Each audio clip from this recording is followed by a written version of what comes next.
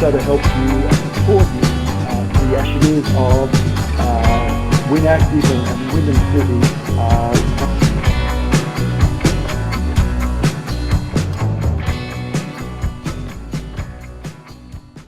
Hi, and welcome to a new week of the WynActive Webcast. Monday, week 9, I think, of isolation. Great to have you join us. And as per normal, hi James, how are you this day, and how was the weekend? It was brilliant, Bary. Got out there. It wasn't the warmest weather I'm sure we're experiencing, but no, thanks again for having us on, and hello to everyone out there. And first of all, Bary, if I can, congratulate everyone on who participated in the Find Your 30 challenges.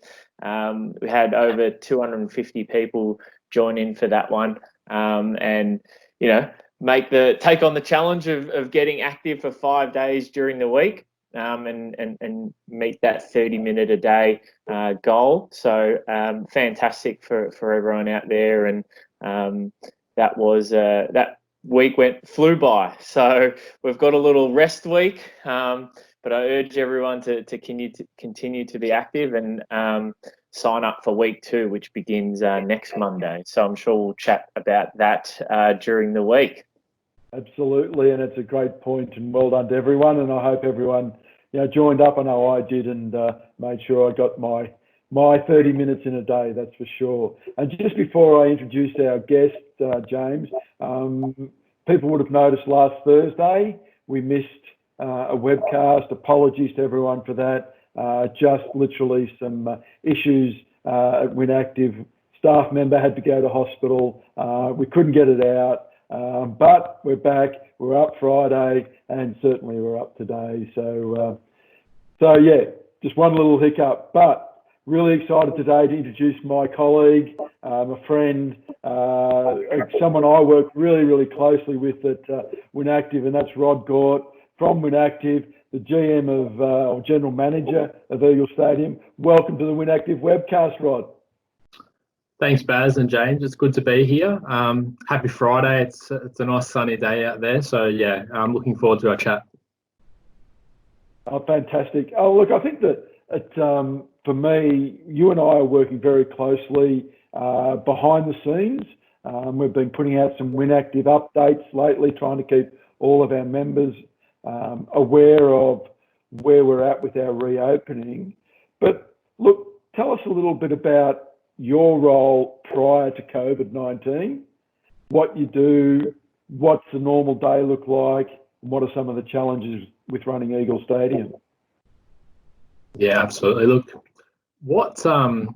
where that question takes my mind is back 5+ years ago, when I was on board with Western Leisure Services, and we're working on an establishment plan to open 2 brand new facilities in Eagle Stadium and Aquapulse, and I feel that we're somewhat in a similar position now.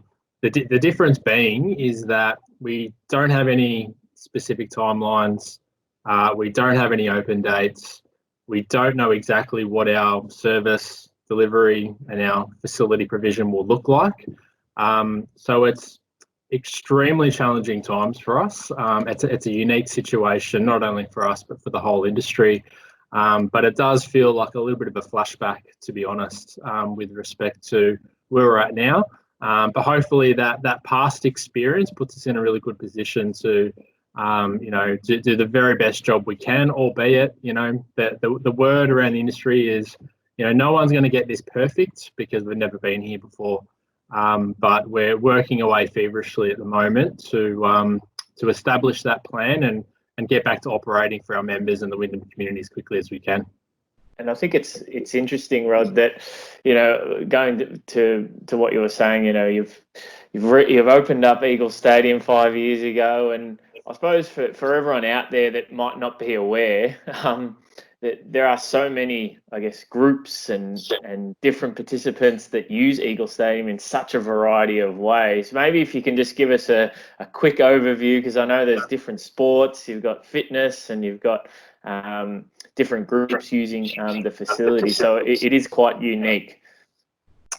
Absolutely. Yeah, look, I believe we're going through a process at the moment with regards to our 2020-21 hire application process.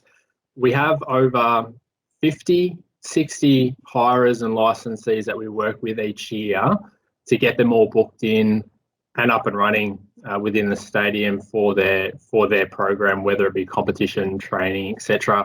Obviously, it ranges from a whole array of basketball clubs that come under Wyndham Basketball Association, a number of netball clubs that participate in training and competition under Wyndham Netball.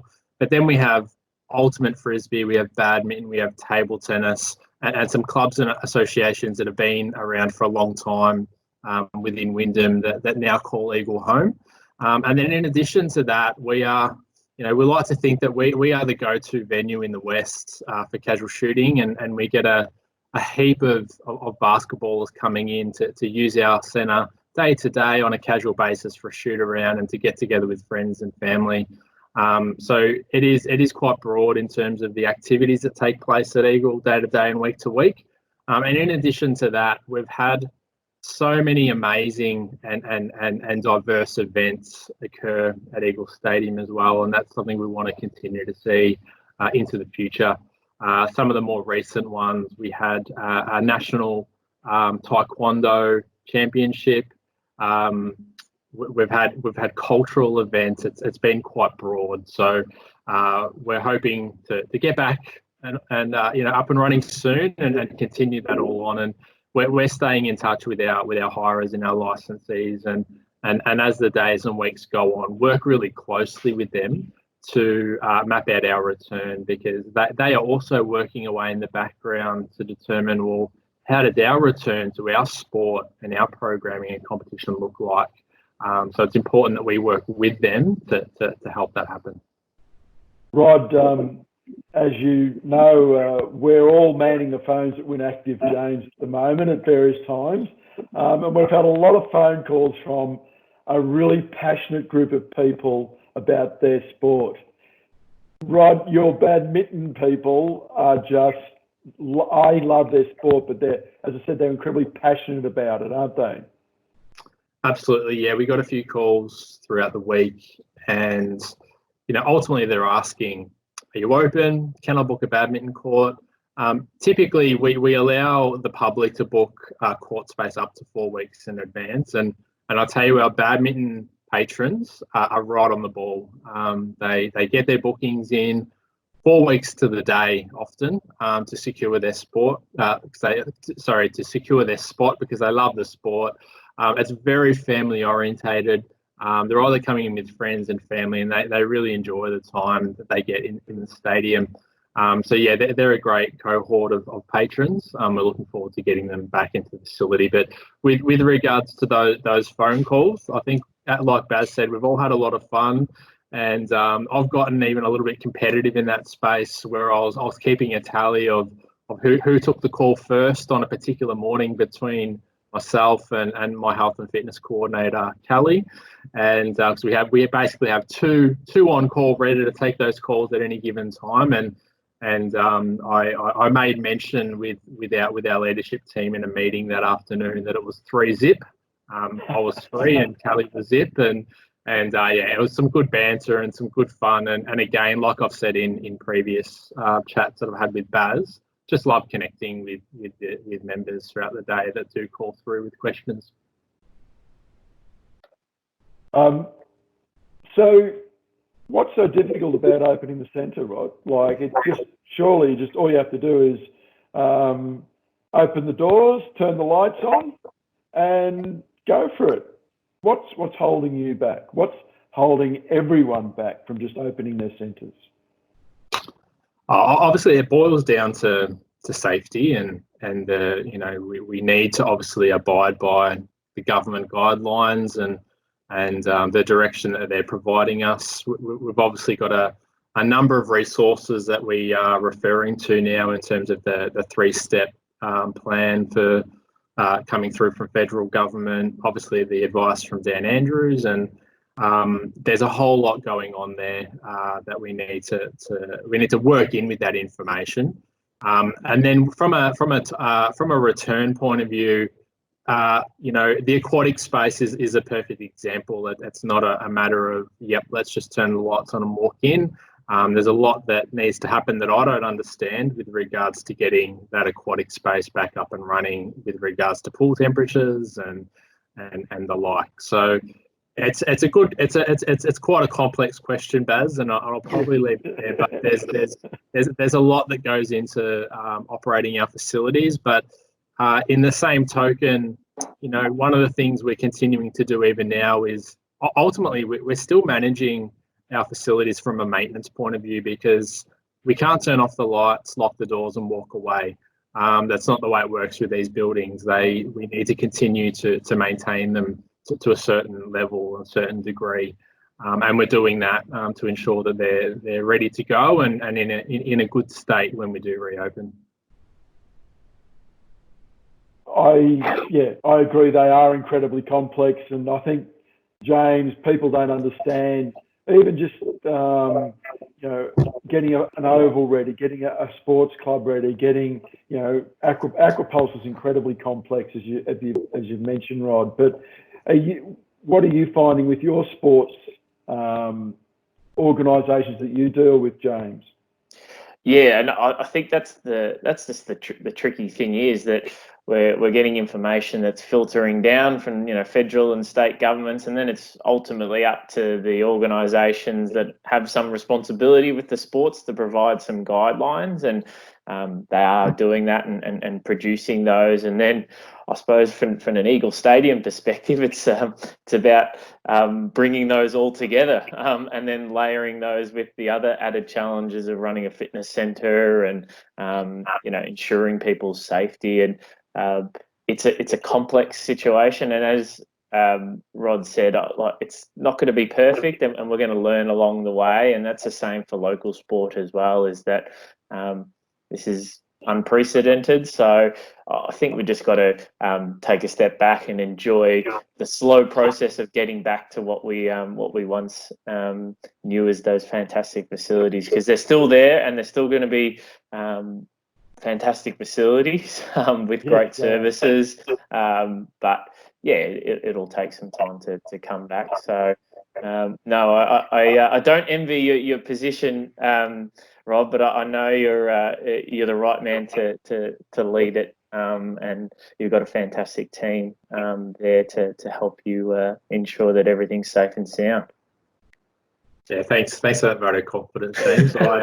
You mentioned the team, and it's important to note that the team are what make our organisation. For us to open up the doors and continue, to reoperate, it really comes down to the team. So we're doing everything we can to support those guys, however we can during this time, and it's been a tough time for our team. So that's ultimately been one of our key focuses from the get-go, and remains a focus for us because they, as I said, they make the organisation. But I think people may or may not know, we don't have any inside information.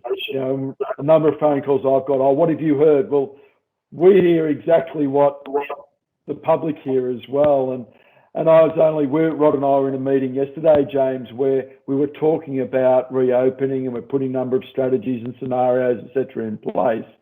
And the document I was working off, which was the federal government 3-step document, there was a typo in it, which changed the whole complexion of what I was working on. And I'm saying, no, it says this, and Rod says, oh no, you're working off the first one. There was a typo on that one. You need the updated one. So look, we don't have any special information. We certainly have our industry bodies talking to us, but we're in the hands of the politicians and the gods, as everyone is. Rod, how have you gone about as a leader of a team to manage your own time, and what sort of tips or tricks or strategies have you put in place to get through this period and ensure you're keeping effective and ticking the boxes that you need to do? Yeah, James, look, I've never been one to do a whole lot of work from home, so it was a little bit of an unknown for me in terms of whether I would be, effective, whether I would enjoy working remotely. But I have managed to maintain a really good routine. I've set up a satellite office, and that's serving as a really good space for me. And the other thing I've done, and I think we've all done it, is stayed very well connected with the people that we're working with, and this new normal of face to face through a monitor. It took some adjusting, and we're continuing to tell each other, Baz, you're on mute, and there was a lot of rookie errors at the beginning. But by keeping that routine, by setting up a designated space that I could work from, and to stay connected and engaged with, and we've had to stay really closely connected and work closely with one another, given the situation that we're in. Put all those things together, and it's worked quite well, I think, as a team. But for me personally as well, I've had no real issues in sort of getting on with the job in that regard. So it's all worked out sort of fairly well from that point of view. Rod, as you know, because you've watched a number of these webcasts, we focus on what's positive, what is working, and therefore we're practicing gratitude. What are you thankful for at the moment, or today in particular? Yeah, look, I think it's fairly hot off the press, and no doubt we're all grateful for this one, but it's the opportunity that we can now reconnect with friends and family. So Sarah, my wife, and I and the kids, we took that opportunity yesterday afternoon, and we just got down to the local park, but gathered with some family and kicked a ball around, and just enjoyed a bit of afternoon sun, and that was nice. It was nice to catch up with people that we haven't been able to catch up with for a while, and obviously there'll be more of that, over the weekend. And so it's been nice just to be able to reconnect with people. So that's certainly something that I'm grateful for. As of I think it was Wednesday midnight, whatever the time was, that was allowed. Very good, and no, I think everyone would agree with that, and it has been great. There's no doubt about it. So James, yes, what are you grateful for today? Look, I'm going to take a little sidestep and throw back to my cultural background. I'm half Italian, so I'm very grateful for the wholesale Italian supermarket on Sydney Road. They stock some of the best salamis and cheeses and pastas and all the bits and pieces. So I'm really grateful for that, because it might not be every weekend, but every sort of 2 or 3 weeks I get to go down there and indulge a bit after I've hit my activity levels, no doubt. But yeah, look, I'm just grateful for all those different cultures out there providing food, and I really connect with that. And I know Wyndham, we're so diverse, and now hopefully as cafes and restaurants begin to open in the coming weeks and months, we get to relive those new foods again. Oh, look, I think it's so important, isn't it, that cultural aspect, but also that connection. We have a massive cafe culture here in Melbourne. And it really does help us stay connected and meet with friends, colleagues, etc. In a great setting. So, that's a great one, James. What about you, Bary? What are you grateful for this early in the week? Well, look, picking up a little bit on what Rod said, it's about this easing. I'm not sure whether you're aware, but I got my motorbike Els earlier in the year. Now, with social isolation, there are only 4 reasons you're allowed to go outside, and riding your motorbike for the fun of it certainly wasn't one of those. So over the weekend, both days, while not the warmest weekends, I still got out. I rode the bike. I enjoy it. I'm still learning, and I still need to practice a lot on it. There's a lot to learn in riding a motorbike. I didn't realise how much, but just absolutely loving it. And so on the weekend, absolutely, I was able to get out, enjoy the fresh air, put the gear on, feel the wind, and etc. really good, and that's a little bit of exercise, but great for your mental health. So that's what I'm really grateful for now. One. So, Rod, thanks very much. Thanks for coming along and joining us today. I think we've all learned a little bit about you and also what it's like at Eagles Stadium. What are you looking forward to moving forward? What right now are you looking at achieving in the near future, whatever the near future is? Yeah, good question, Baz. I think we're very close to having a much clearer plan of attack, albeit a flexible plan. And I'm really looking forward to getting our wider team back on board in the facilities, being able to welcome our members and our patrons back into the buildings. So I'm hoping that that's not too far away, but that's what we're all gunning for at the moment. So I guess it's about having the eye on the prize, and that's the prize. So we're doing everything we can. Yeah, fantastic. Thanks very much for joining us today. Thanks, James. Thanks, Bary. Thanks, Rod. Good to connect again, and hello to everyone out there. Yeah, thanks, Baz. Thanks, James. Have a great weekend. Have a great week, everybody. Enjoy it. When the sun is out, get out and enjoy it, because there's not a lot around at the moment. It's getting cold. It's getting night very quickly. There's clouds around, so get out and enjoy it. Have fun. Look after each other. Stay safe and keep smiling. See you tomorrow.